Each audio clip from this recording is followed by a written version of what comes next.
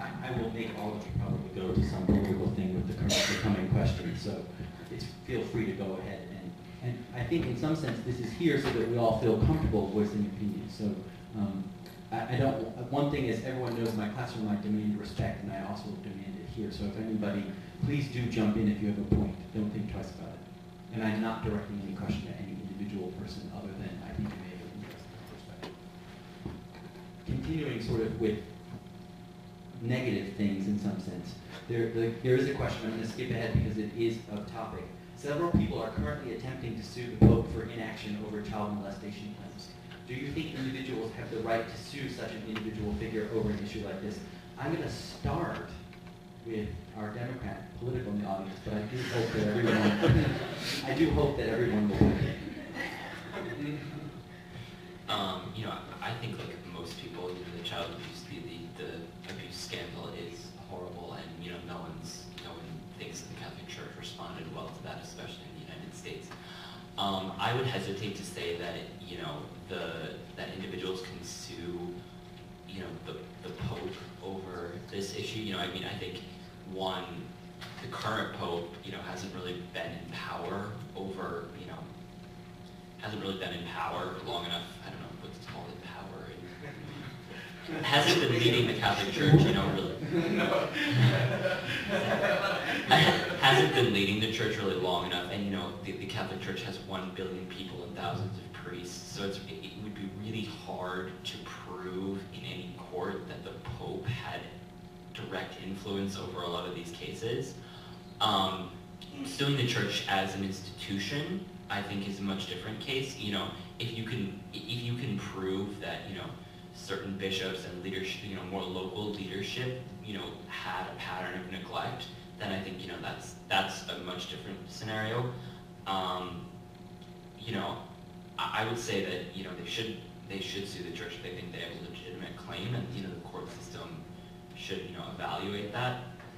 I would have a hard time seeing any way you could really prove the Pope was as an individual responsible.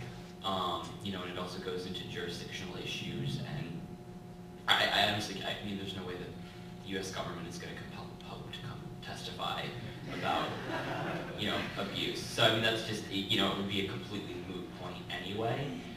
So that, and the courts my guess would dismiss any claims based on the fact that we can't compel the Pope to come talk,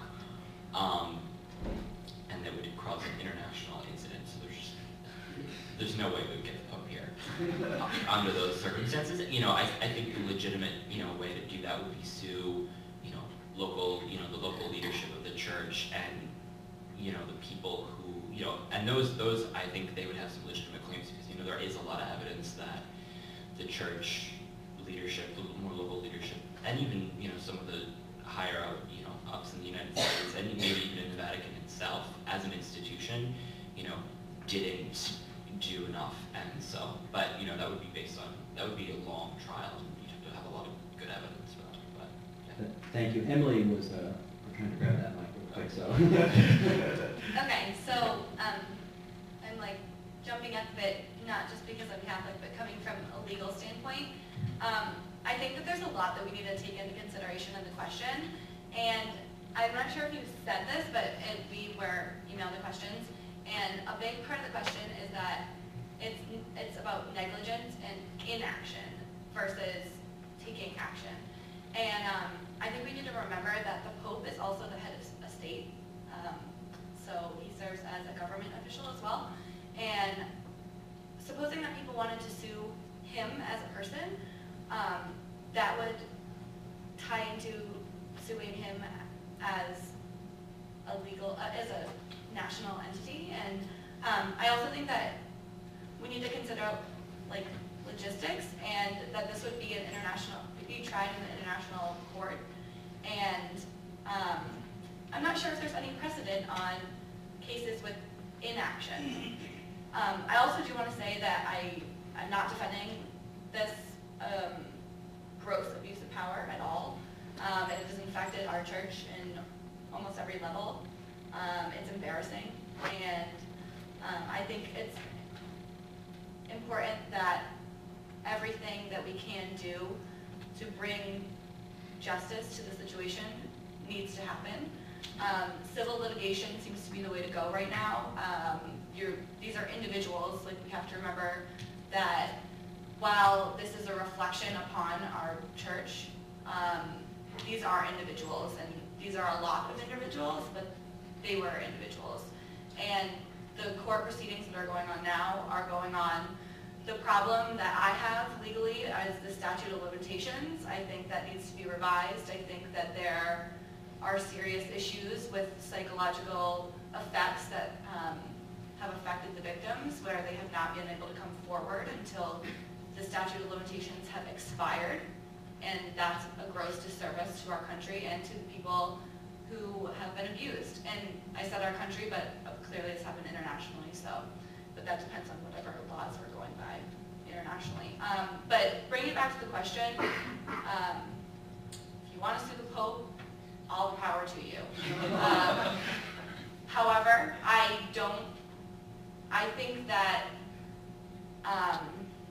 the logistical problems of, going at this from a point of inaction versus where it's easier to bring someone to court for something they have actually done is different. And I also think that the fact that I'm not 100% sure, but the precedent in an international court system of a trial such as this is unheard of. So I think that's where I stand on that, but at the same time, I also think that going through the court system is the only way to solve the problem.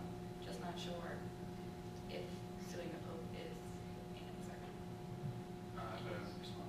I actually have a little bit to say about the legal precedents. So the United Kingdom, as many of you may be aware of, where they were interested in actually arresting the Pope, not just suing the Pope.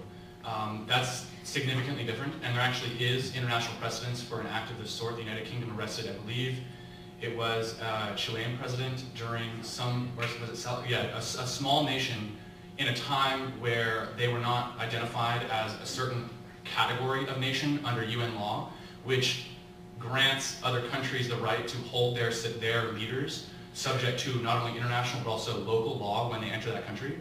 So the question for the British at that time was whether or not, one, had the Pope done something that was arrestable, and I'll get to that, and you spoke a lot to that. But second, what sort of nation is the Vatican and Vatican City? And I believe that it was determined that Vatican City is not the sort of nation that grants universal and outright diplomatic immunity. So, but they did end up not arresting the Pope. I'm not entirely sure why. To answer the question about inaction, there's actually mounting evidence that prior to taking the papacy, the current Pope had a hand in actively covering up many of the cases and moving priests from one country to another where there were not extradition laws, which outright protected those priests. And so that was not just neglect, that wasn't inaction, that was action. I agree that there needs to be a very careful response to this, and the Catholic Church needs to be intimately involved. I think it hurts in a lot of ways the Catholic Church more than it hurts anybody else, because it puts a very negative brand on the belief system as a whole.